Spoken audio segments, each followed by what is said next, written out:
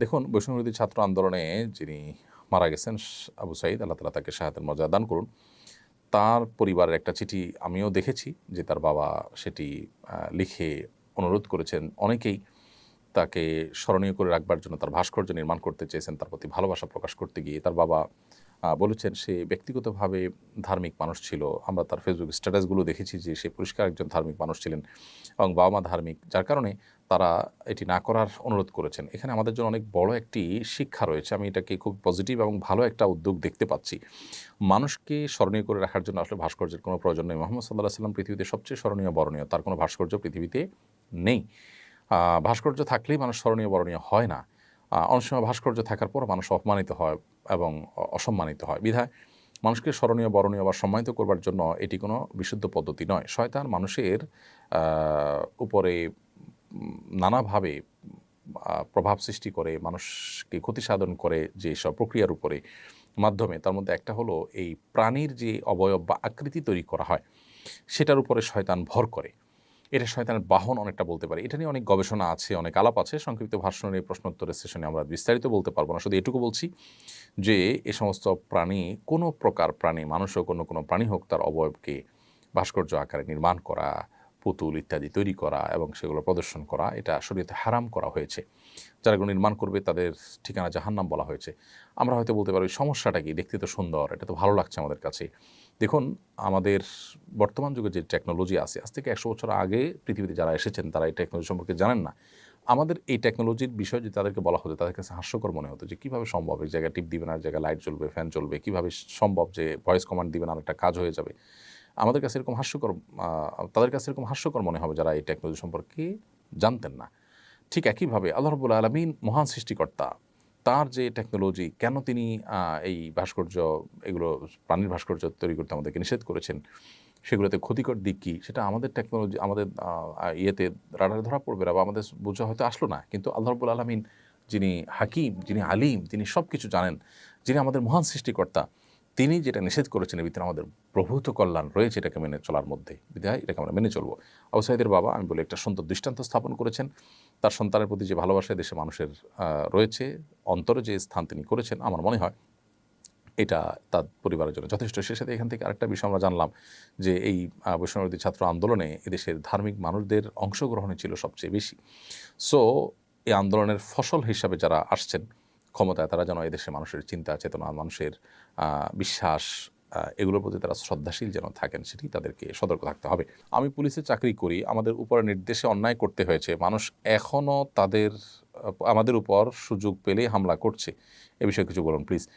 দেখুন, আপনি পুলিশে চাকরি করছেন, আরও অনেক ভাই আছেন, তাদের অনেক অন্যায় নির্দেশ তারা পালন করেছেন। আমরা এর আগে একটা ভিডিওতে বলেছি যে অন্যায় কোনো নির্দেশ পালন করতে আপনি বাধ্য নন।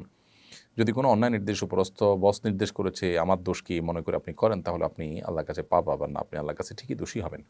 তবে আমি সাধারণ মানুষ, সর্বস্তরের মানুষদেরকে বলতে চাই যে যা হয়ে গেছে সেটার জন্য আমরা আইন নিজের হাতে তুলে না নিই। সুনির্দিষ্ট যদি কারোর বিরুদ্ধে অভিযোগ থাকে, তাকে আমরা মার্ক করে রাখি, বিচারের আওতায় আনার চেষ্টা করি, তার শাস্তি নিশ্চিত করার চেষ্টা করি। কিন্তু নিজেরা আমরা যদি শাস্তি দিতে চাই, তাহলে দেশে অরাজকতা তৈরি হবে।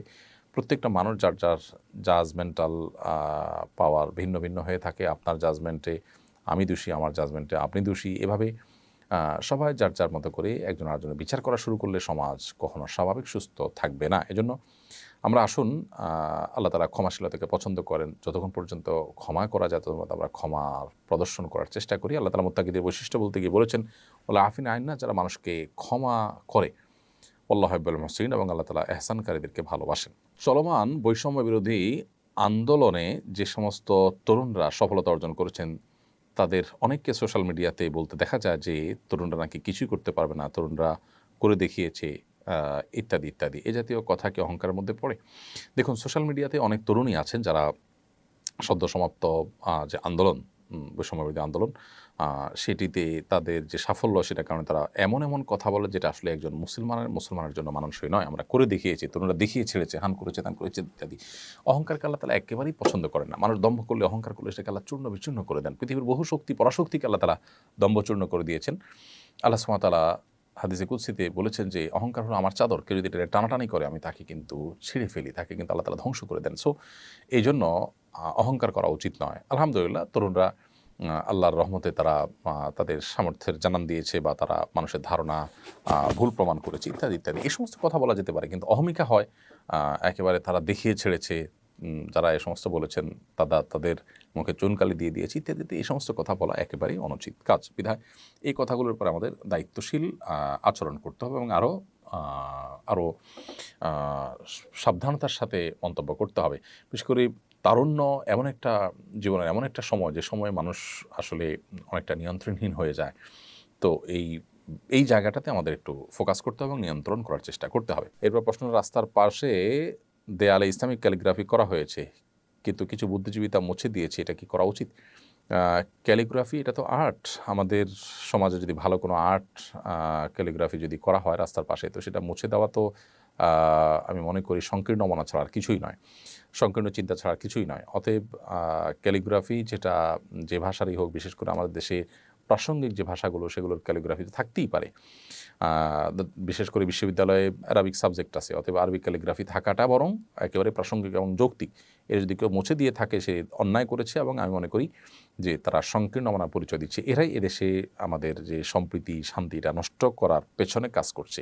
এই মানুষগুলোকে চিহ্নিত করা দরকার এবং এদের এই অপকর্মগুলোকে তুলে আনা দরকার। আজকে যে আন্দোলন হলো, মানুষ যে অতিষ্ঠ হয়ে মানুষের মধ্যে যে বিপ্লব তৈরি হলো, সেটার মতো পরিস্থিতি যেন আর না হয়, সেজন্যই এগুলোকে শক্ত হাতে আমাদের দমন করা দরকার এবং এ সমস্ত অনাচার বন্ধ করা দরকার।